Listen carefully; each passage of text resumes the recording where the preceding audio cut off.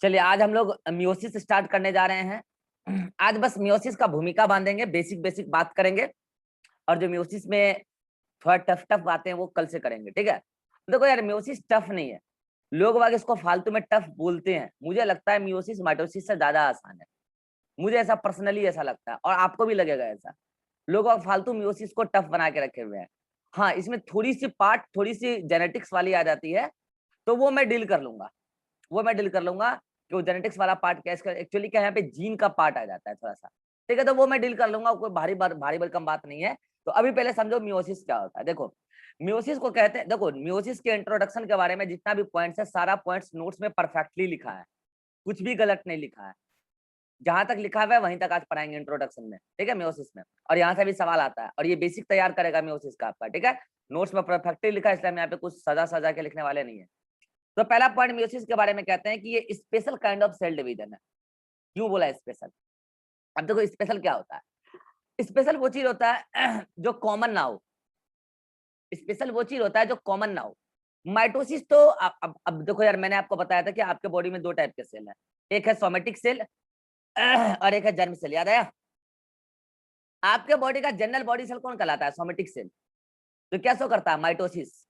क्या शो करता है? माइटोसिस। और ये माइटोसिस किस लिए शो करता है? ग्रोथ एंड डेवलपमेंट के लिए और रिपेयर वगैरह के लिए भी। लेकिन ये जो जर्म सेल है ना, मैंने कहा था ये जर्म सेल मियोसिस से डिवीजन शो करते हैं, मियोटिक डिवीजन। और पता है मियोटिक डिवीजन में क्या करते हैं? माइटोसिस में एक से दो सेल बनता था, याद है? लेकिन मियोसिस में एक से चार सेल बनेगा। पहले एक से दो सेल बनेगा और फिर ये दोनों भी डिवाइड करेगा, चार सेल बनेगा, तब जाके ये एक मियोसिस माना जाएगा। और यहाँ ये एक माइटोसिस था, यहां जाके एक सेल पहले डिवाइड करके दो बना, फिर उन दोनों ने भी डिवाइड करके चार बना, ये एक सिंगल मियोसिस है। और ऐसा करता है केवल और केवल जर्म सेल। और मैं बता दूं ये मियोसिस इसीलिए स्पेशल है क्योंकि ये जर्म सेल में मिलता है।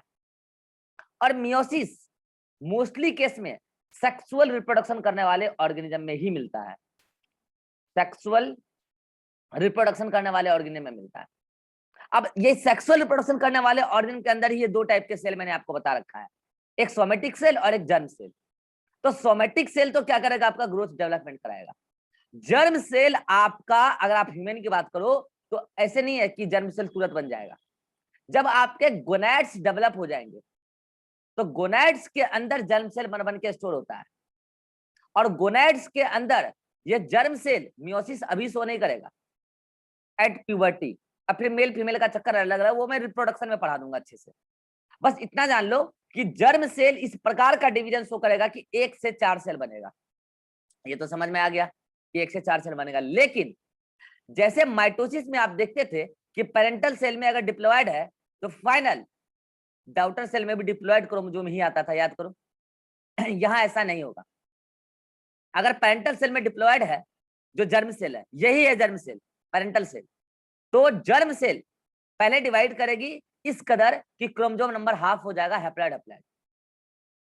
और ये कहलाएगा मियोसिस वन। सुनना ध्यान से, ये कहलाएगा मियोसिस वन। फिर हर daughter cell meiosis two show करेगी, हर daughter cell meiosis two show करेगी। और मियोसिस टू में क्रोमोसोम का नंबर फिर हाफ नहीं होगा, तो एन एन रह जाएगा। लेकिन यहाँ पे daughter cell, final daughter cell ये चारों है, और इन चारों के अंदर क्रोमोसोम का नंबर हाफ है। क्रोमोसोम का नंबर हाफ है पेरेंट के तुलना में, आपस में तो सेम है, पेरेंट के तुलना में हाफ है। इसीलिए मियोसिस को कहते हैं रिडक्शनल डिवीजन।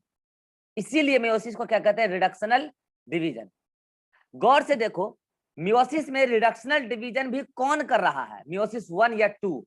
तो meiosis one is reductional division. Meiosis one के दौरान क्रोमोसोम का नंबर हाफ हो जाता है। और जो यहाँ पे फाइनली चार सेल्स बनते हैं वो क्या है? गैमीट्स हैं। ये चारों हैप्लॉइड सेल है। और ये हैप्लॉइड सेल क्या है? ये चारों हैप्लॉइड सेल गैमीट्स। ये चारों हैप्लॉइड सेल क्या है? ये चारों हैप्लॉइड सेल गैमीट्स है। यही हैप्लॉइड सेल, ये चारों हैप्लॉइड सेल गैमीट्स है। इसका मतलब गैमेट्स हैप्लॉइड होता है, तो बार बार बोल ही रहा हूं कि गैमेट्स हैप्लॉइड होता है, मियोसिस से बनता है। तो बच्चे सोचते हैं कि गैमेट्स में ही मियोसिस होता है। नहीं, गेमिट्स में मियोसिस नहीं होता है, मियोसिस जर्म सेल में होता है, और जर्म सेल में मियोसिस होने की वजह से गेमिट बनता है, और जर्म सेल तो डिप्लॉयड होता है यार। क्लियर?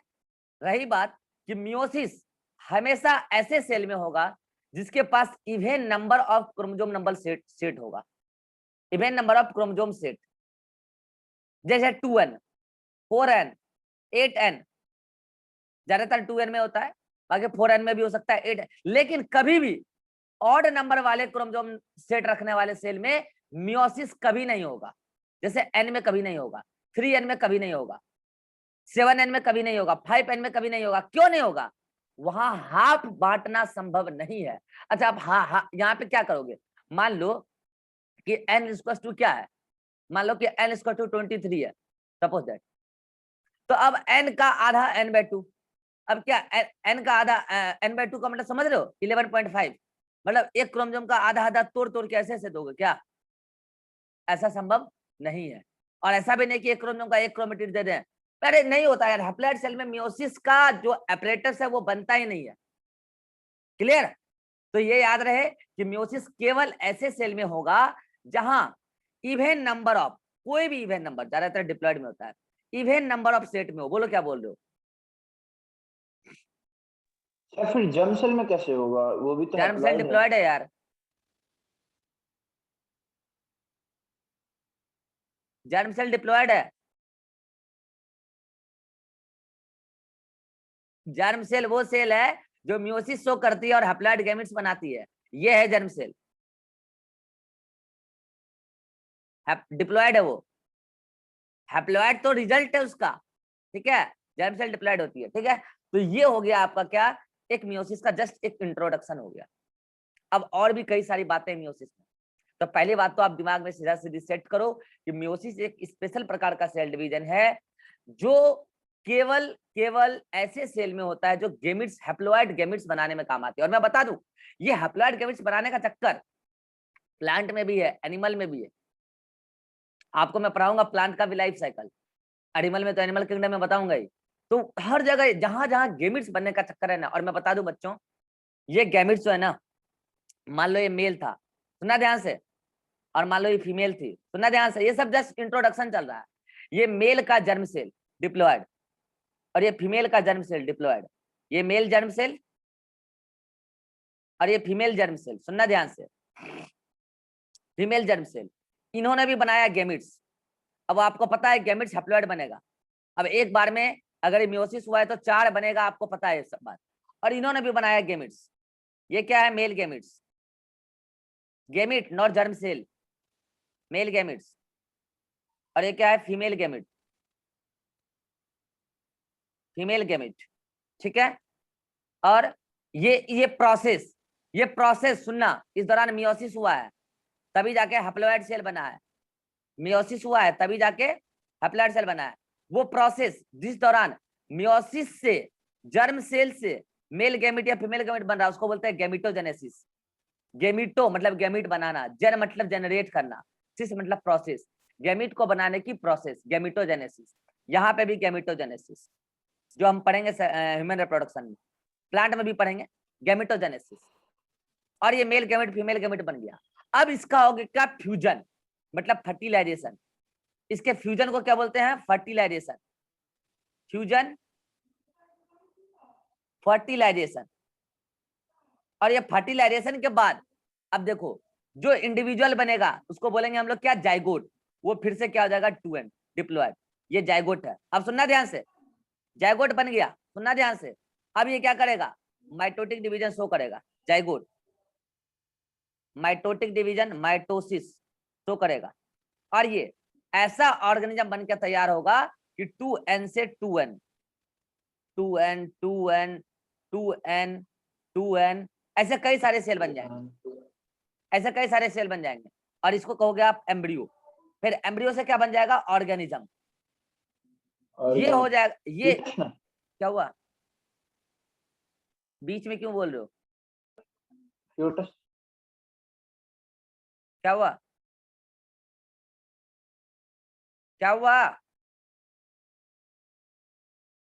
किसका माइक ऑन था अभी? अरे किसका माइक ऑन था? ऑन था नहीं, किया था। फ्यूटस आएगा इनका। क्या बोल रहे? फ्यूटस भी तो माइटोसिस हो। सर फ्यूटस में भी तो माइटोसिस होगा। तुम बीच में क्यों बोलते हो? तुमको कितनी बार समझाया गया? नो सर, आप जब बोले बोलो उसके बाद मैंने माइक ऑन किया। हम अभी एम्ब्रियो का कहानी खत्म नहीं किए और तुम बीच में बोलने लग गए। कितनी बार तुमको समझाया बीच में नहीं बोलना है? नो अब सर, एक बीच एक में नहीं बोले थे वो, आप बोल दिए तो बोलो उसके बाद वाले में हम माइक ऑन। फिर कॉन्ट्राडिक्ट कर रहा है। वीडियो सुन लेना तुम बैक करके यूट्यूब पे। अभी हम कहानी बता रहे हैं, तुम बीच में टोक दिया, तब हमको बोलना पड़ा बोलो क्या बोल दो। ऐसे नहीं होना चाहिए आगे, ठीक है?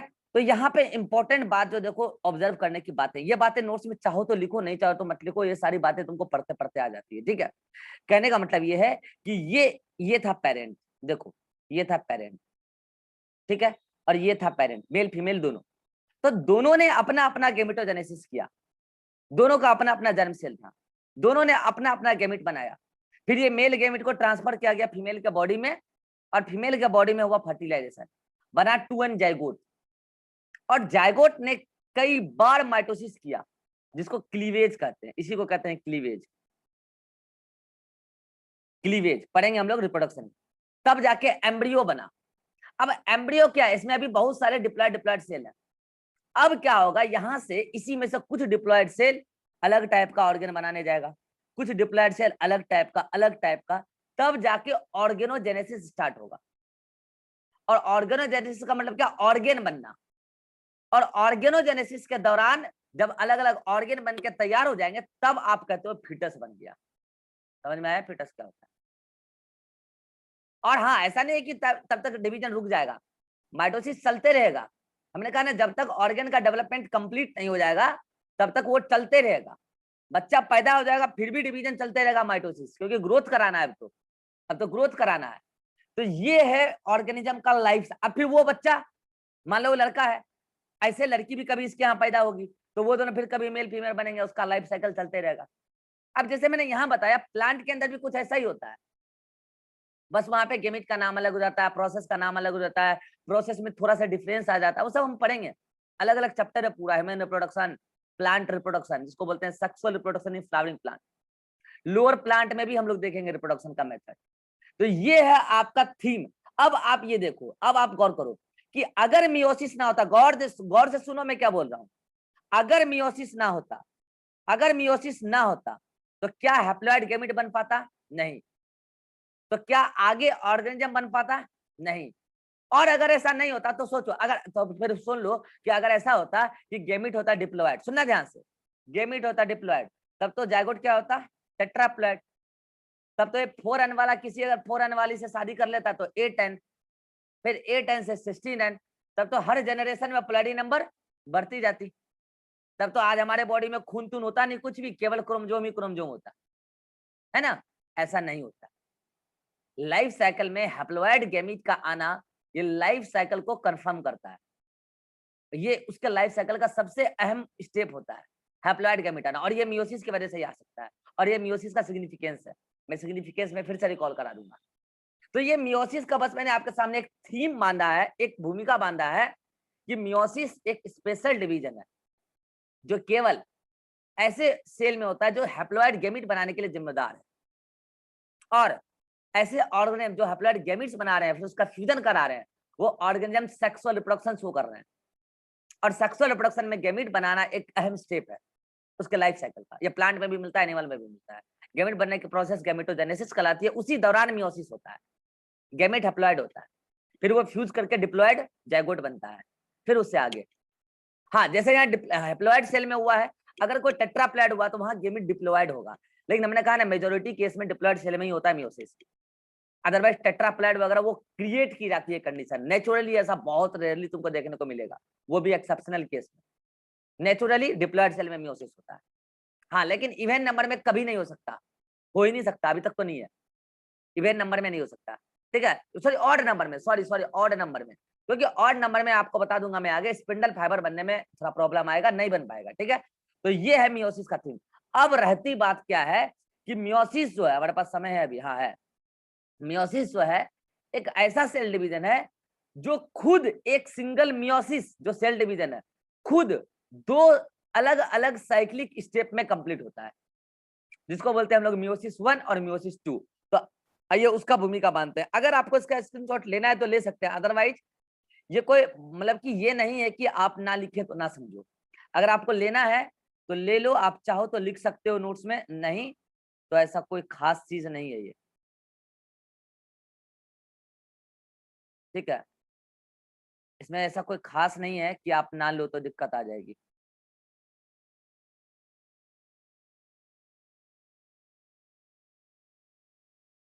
चलो लेना चाहो तो आप ले सकते हो, जल्दी से लेना चाहो तो ले सकते हो, नहीं तो कोई दिक्कत नहीं है। चलो सर एक बार शॉर्ट में पूरा रिकॉल कराते सर। क्या अभी तक समझ में नहीं आया? समझ में आया सर, फील नहीं आया कि समझ। फील अभी अभी नहीं आएगा, धीरे धीरे आएगा, रुक जाओ, ठीक है। अब आगे बता रहे हैं मियोसिस, वो उसमें कुछ फील लेने का था भी नहीं इसलिए रिकॉल नहीं करा रहे हैं। अब आ रहा है क्या, मियोसिस 2 स्टेप में कंप्लीट होता है, यहाँ से काम का पॉइंट है। और वो जितना भी पॉइंट आया ना अभी, वो जितना भी पॉइंट अभी आया था ना, वो सारी बातें फिर से आ जाएगी, चिंता मत करो, ठीक है। हम क्या कह रहे हैं, मियोसिस खुद एक सेल डिवीजन है जो सेल साइकिल एक तरीके का बोलो। ये मियोसिस खुद दो अलग अलग स्टेप में कंप्लीट होता है, ये मियोसिस खुद दो अलग अलग स्टेप में कंप्लीट होता है। मैं उस स्टेप का नाम लिख रहा हूं, एक मियोसिस 1 जिसको हम लोग कहते हैं M1,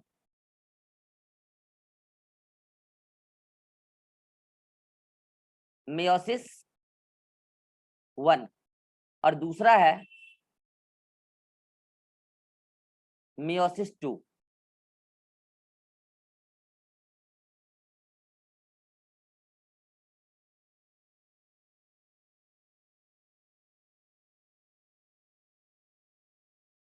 मियोसिस 2, ठीक है। और मियोसिस 1 और मियोसिस 2 उसमें फिर हर उस तरीके से साइकिल होगा जैसे माइटोसिस में होता था। जैसे अब ये मियोसिस 1 में क्या होगा, वही दो बातें, क्या क्या जल्दी से बोलो, इंटरफेज, देखते चलो ध्यान से, इंटरफेज और एम फेज। यहाँ एम का मतलब क्या है, मियोसिस, यहाँ एम का मतलब मियो, फिर इसमें भी वही दो चीजें होगी, वही दो चीजें, क्या, इंटरफेज, इंटरफेज और एम फेज। यहां दोनों ही जगह एम का मतलब क्या है, मियोसिस, यहाँ एम का मतलब क्या है, मियोसिस, यहां भी एम का मतलब क्या है, मियोसिस, ठीक है। फिर भाई इंटरफेज में वो तीन बातें यहां पे भी होगा, G1 S G2, ठीक है। और यहाँ पे फिर वही, यहाँ पे फिर वही एम फेज में दो बातें, पहले karyokinesis, karyokinesis and then cytokinesis, cytokinesis. चूंकि सुनना ध्यान से, चूंकि ये सारा सब कुछ मियोसिस 1 का है, इसीलिए हम लोग बोलते हैं यहाँ पर G फेज 1, ऐसे कभी कभी दिखा देते हैं, S फेज 1 और यहाँ पे G फेज 2, और यहाँ पे कैरियोकाइनेसिस 1 और यहाँ पे साइटोकाइनेसिस 1। फिर फर्दर कैरियोकाइनेसिस को क्रोमोसोमल मूवमेंट के बेसिस पे, क्रोमोसोम के बिहेवियर अपीयरेंस के बेसिस पे चार अलग अलग कैटेगरी में, प्रोफेज 1, मैं शॉर्ट में लिखूं चलेगा, प्रोफेज 1, मेटाफेज 1 आप पूरा लिखोगे, एनाफेज 1 और टीलोफेज 1। यहाँ पे खास बात क्या है कि ये प्रोफेज 1 फर्दर 5 अलग अलग स्टेजेस में डिवाइडेड है, प्रोफेज 1, और वो 5 अलग अलग स्टेजेस क्या है प्रोफेज 1 के, 1 2 3 4 1 5। पहला है लेप्टोटीन, सब पढ़ेंगे हम, लेप्टोटीन। देन है जाइगोटीन, देन है पेकाइटीन,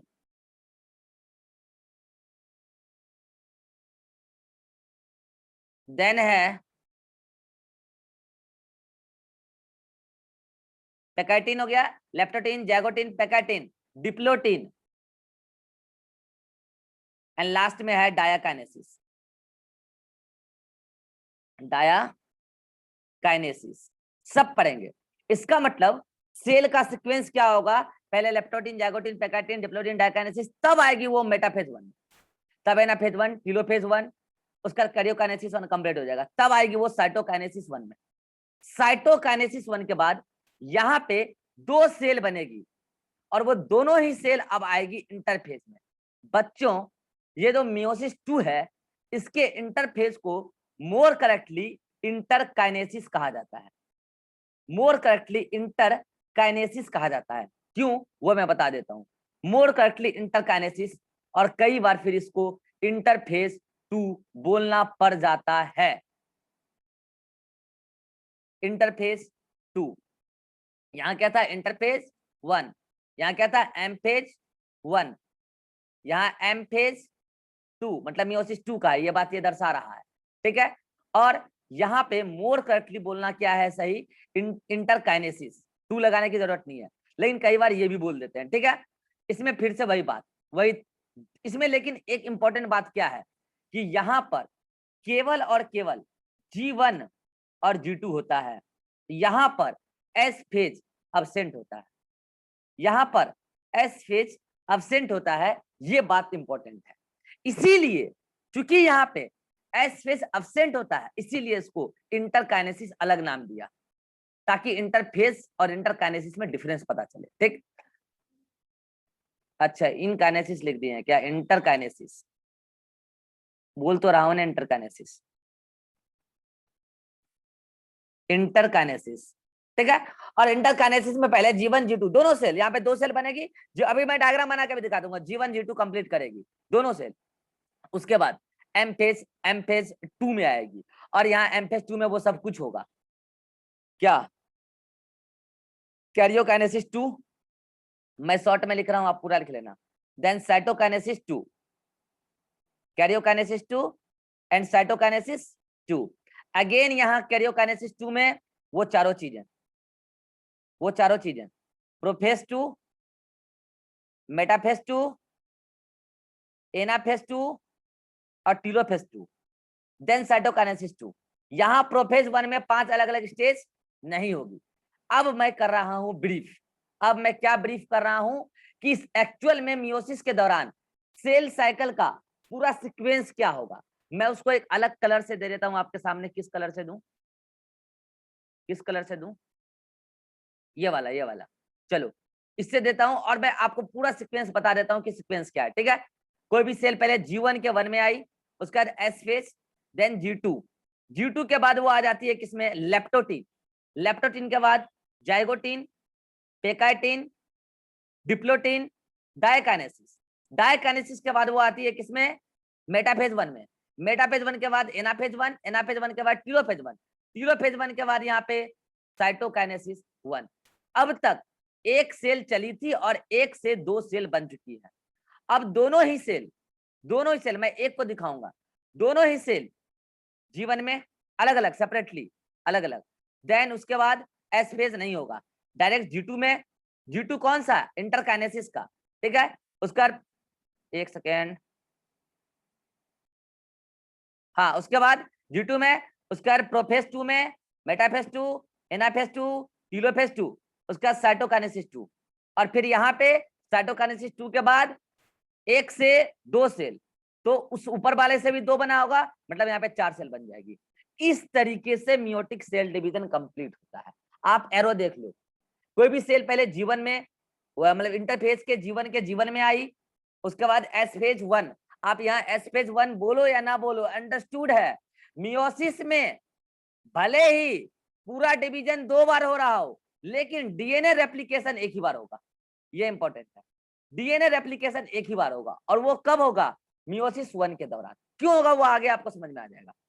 उसका G2, इंटरफेज का G2, leptotene, zygotene, pachytene, diplotene, diakinesis, मतलब प्रोफेज 1 कंप्लीट हो गया, तब आएगी वो मेटाफेज 1 में, तब एनाफेज 1, तब टेलोफेज 1, तब साइटोकाइनेसिस 1। तो 1 से 2 सेल बन जाएगी। यहाँ दोनों सेल अपना अपना सेपरेटली मियोसिस 2 में एंटर करेगी, मतलब पहले G1 then G2, S phase यहाँ नहीं होगा, then prophase 2, metaphase 2, anaphase 2, and then telophase 2, then cytokinesis. तो 1 से 2 सेल, क्योंकि 2 सेल मियोसिस 2 में एंटर की थी सेपरेटली, तो सेपरेट 4 सेल बन जाएगी।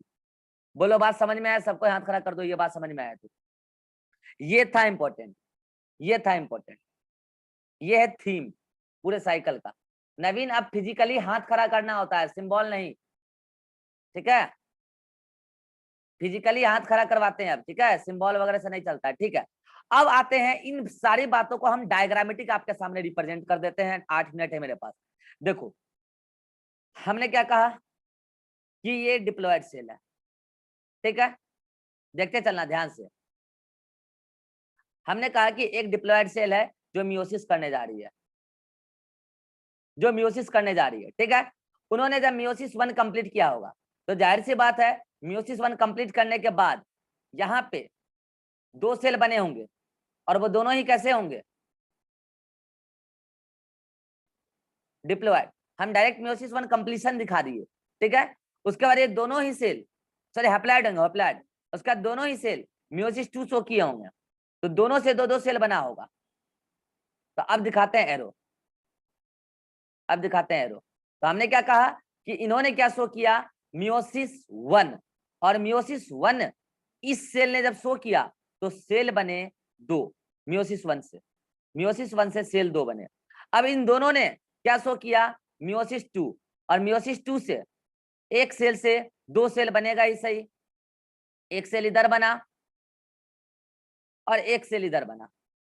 इसने भी मियोसिस 2 शो किया ना, तो इससे एक सेल तो इधर बना और एक सेल इधर बना। तो अब मैं दिखा रहा हूं किसने क्या शो किया। इस सेल ने मियोसिस 1 शो किया, मियोसिस 1 शो किया, और इस दोनों ही सेल ने सेपरेटली मियोसिस 2 शो किया। इसने भी शो किया मियोसिस 2, मियोसिस 2 शो किया। तो यहां पे हुआ क्या? मियोसिस 1 में डिप्लॉयड सेल थी, तो यहाँ पे क्रोमोसोम का नंबर हाफ हुआ, हैप्लॉइड हो गया। उसके बाद मियोसिस 2 में क्रोमोसोम का नंबर हाफ नहीं होता है, हैप्लॉइड था पेरेंटल सेल में, ये है उसका पेरेंटल सेल, अब वो हैप्लॉइड ही रहेगा। इसी वजह से तो मियोसिस 1 को रिडक्शनल डिवीजन बोला हमने, रिडक्शनल डिवीजन, क्योंकि यहाँ पे क्रोमोसोम का नंबर हाफ हुआ। लेकिन मियोसिस 2 तो माइटोसिस की तरह दिखा, इसलिए इसको इक्वेशनल डिवीजन बोला। जैसे क्रोमोसोम का नंबर इक्वल रहता था, लेकिन वहां डिप्लॉयड से diploid, equational division, equational division. अब समझिएगा बच्चों ध्यान से, मैंने क्या कहा कि ये जो मियोसिस 1 है, इस मियोसिस 1 में सब कुछ हुआ होगा। क्या क्या? तो मैं लिख देता हूं। इस मियोसिस 1 में वो सब कुछ हुआ होगा जो होना था। क्या क्या? जल्दी बोलो। G1 हुआ होगा, S हुआ होगा, G2 हुआ होगा, प्रोफेज हुआ होगा, प्रोफेज 1 बोलो इसको। उसके बाद इसमें वो सब कुछ, मेटाफेज 1, एनाफेज 1, टीलोफेज 1 और साइटोकाइनेसिस 1, इतना सब कुछ हुआ होगा। इतना सब कुछ होने के बाद ये 2 सेल बनी होगी। लेकिन इस प्रोफेज में फर्दर 5 स्टेज हुआ होगा। यहाँ पे लालू जरा पानी दे देना, लेप्टोटीन, जैगोटीन, पैकाटीन, डिप्लोटीन और डायकाइनेसिस, मैं बता दूंगा बाद में, ठीक है? और ये सारी मियोसिस 1 की स्टेप है। इस दौरान एस फेज भी हुआ है। इसके बाद 2 सेल बने, तब जाके दोनों सेल ने मियोसिस 2 शो किया। तो मियोसिस 2 के लिए ये देखो आप, जैसे इसने शो किया ऐसे इसने भी शो किया होगा। तो मियोसिस 2 में खास बात क्या है कि केवल क्या हुआ? G1 then G2, S phase यहां नहीं हुआ। उसके बाद प्रोफेज 2, यहां पे प्रोफेज का कोई 5 सब स्टेप नहीं है। मेटाफेज 2, एनाफेज 2, टीलोफेज 2 और देन लास्ट में साइटोकाइनेसिस 2, और बन गए यहाँ पे 1 से 2 यानी कि 2 से 4 सेल। ये मियोसिस 2 का सारा स्टेप, ऊपर में मियोसिस 1 का सारा स्टेप। अब ये बात आप तो मैंने इधर लिख ही दिया अलग से, एरो में इधर लिख ही दिया। तो ये बात इधर मैंने बस आपको समझाने के लिए लिखा है, ये आपको यहाँ पे लिखने की कोई आवश्यकता नहीं है। तो ये आप लिख के घिचपिच करोगे काहे के लिए? मैंने समझा दिया। ये मियोसिस 1 जो आपको दिख रहा है, वहां पे सारे स्टेप हुए हैं, सारे स्टेप। ऐसा नहीं है कि हाँ यहाँ पे रिडक्शनल डिवीजन क्यों बोला? क्रोमोसोम का नंबर हाफ हो गया। और यहाँ पे इक्वेशनल क्यों बोला? क्योंकि यहाँ पे ये डॉटर सेल पेरेंटल सेल बन गई। मतलब मियोसिस 1 की डॉटर सेल, मियोसिस 2 की पेरेंटल सेल, और ये हैप्लॉइड सेल्स बनके तैयार। बोलो सभी को बात क्लियर है? 4 डॉटर सेल बनते हैं। अब एक बात और इंपॉर्टेंट है क्या, कि यहाँ पे मियोसिस 1 के दौरान जो प्रोफेज 1 था, प्रोफेज 1 में जो पेकाइटिन होता है ना बच्चों, पेकाइटिन स्टेज, ये देखो यहाँ पे ये पेकाइटिन है ना, इस दौरान एक बहुत धांसू चीज होता है जो आपको कल हम पढ़ाएंगे, उसको बोलते हैं हम लोग क्रॉसिंग ओवर। क्या होता है कल समझाएंगे। इतना समझिए, ये क्रोमेटिड है ना, ऐसा ही एक और क्रोमोसोम, तो होता क्या है, ये अपना कुछ सेगमेंट काट के इसको दे देता है और ये अपना कुछ सेगमेंट काट के इसको दे देता है। तो आप कह सकते हैं एक तरीके से यहाँ पे डीएनए का सेगमेंट काट काट के चेंज कर रहे हैं, इसी को बोलते हैं क्रॉसिंग ओवर या रिकम्बिनेशन। इसकी वजह से क्या होता है, डीएनए के न्यूक्लियोटाइड सीक्वेंस में थोड़ा सा चेंजेज आता है, और चेंजेस आने की वजह से ये अब ये मियोसिस 1 के बाद ये बनेंगे ये दोनों। तो बताइए ये दोनों जो हैप्लॉइड सेल है अपने पेरेंटल सेल से अलग होंगे कि नहीं जेनेटिक मटेरियल के मामले में? नंबर में भी अलग, नंबर में भी अलग और क्वालिटी में भी अलग, क्योंकि डीएनए का सेगमेंट कट कट के चेंज हो गया ना। ये दोनों पहले एक ही सेल में हुआ करते थे, इसने अपना सेगमेंट काट के इसको, इसने अपना सेगमेंट काट के इसको दिया, उसके बाद हैप्लॉइड सेल बने। अब मैं वो पूरा प्रोसेस आपको कल दिखा दूंगा पेकाइटिन में। तो उसकी वजह से क्या होगा, यहाँ पे जो हैप्लॉइड सेल बनेंगे उसमें नंबर तो सभी में अलग होगा, चारों हैप्लॉइड सेल में हैप्लॉइड हैप्लॉइड है तो पेरेंटल सेल से अलग है, लेकिन क्वालिटी 2 सेल में अलग होगा। ये बात मैं आपको कल समझा दूंगा अच्छे से। क्वालिटी मतलब डीएनए का सीक्वेंस, क्वांटिटी चारों में चेंज होगा, क्वालिटी 2 में ही चेंज होगा। मैं आपको बताऊंगा क्यों, क्योंकि केवल पास पास वाले क्रोमेटिड ही कर पाएंगे क्रॉसिंग ओवर। ठीक है, मैं आपको कल समझा दूंगा। तो यूं समझो कि ये जो डॉटर सेल है 2 हैप्लॉइड अभी मियोसिस 1 की, उन दोनों में चेंज हो जाएगी क्रोमोसोम के नंबर भी और जेनेटिक मटेरियल भी, फिर उसी से बनेगा ये 4 हैप्लॉइड सेल मियोसिस 2 में। तो उन चारों में तो वही सेम कॉपी आएगा, मतलब ये चारों जो डॉटर सेल हैं, ये चारों जो डॉटर सेल हैं, इन 4 डॉटर सेल, यहाँ 2 को बना था हैप्लॉइड सेल मियोसिस 1 में, ये 4 डॉटर सेल में से नंबर सभी में डिफरेंट, क्वालिटी की हम बात करेंगे तो क्वालिटी उससे अलग है, दो की क्वालिटी अलग है। बस आप तो यूं समझो कि मियोसिस के दौरान इक्वेशनल डिवीजन कौन होता है, मियोसिस 2, रिडक्शनल डिवीजन कौन होता है, मियोसिस 1, और इस दौरान जेनेटिक मटेरियल का कुछ चेंजिंग होता है जो क्रॉसिंग ओवर कहलाता है। वो कल पढ़ेंगे कैसे होता है, ठीक है, कल पूरा स्टेप पढ़ेंगे प्रोफेज का। तो ये है आपका मियोसिस का, जस्ट एक मैंने थीम डेवलप किया है कि कल हम क्या पढ़ने जा रहे हैं, इतना तो पता हो कल हम क्या पढ़ने जा रहे हैं। अब बच्चे सोच रहे होंगे सर आप प्रोफेज वो सब फिर से पढ़ाइएगा क्या, इंटरफेज? इंटरफेज या नहीं पढ़ाऊंगा, सेम वही चीज होता है जो माइटोसिस में होता है। हम लोग कल से कहाँ पढ़ना स्टार्ट करेंगे, इंटरफेज छोड़ के डायरेक्ट कैरियोकाइनेसिस 1 पे, प्रोफेज 1 पे आ जाएंगे।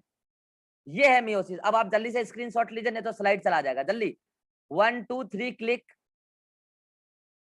जल्दी 1 2 3 क्लिक, जल्दी ये लीजिए, जल्दी 1 2 3 क्लिक, 1 2 3 क्लिक। मिलते हैं नए मीटिंग में, मीटिंग खत्म होने वाला है, नए मीटिंग में पूछ सर लीजिएगा सेकंड जो वाला, सर सेकंड वाला सर, सेकेंड वाला सही और से जस्ट इससे पहले वाला, इसका यस सर।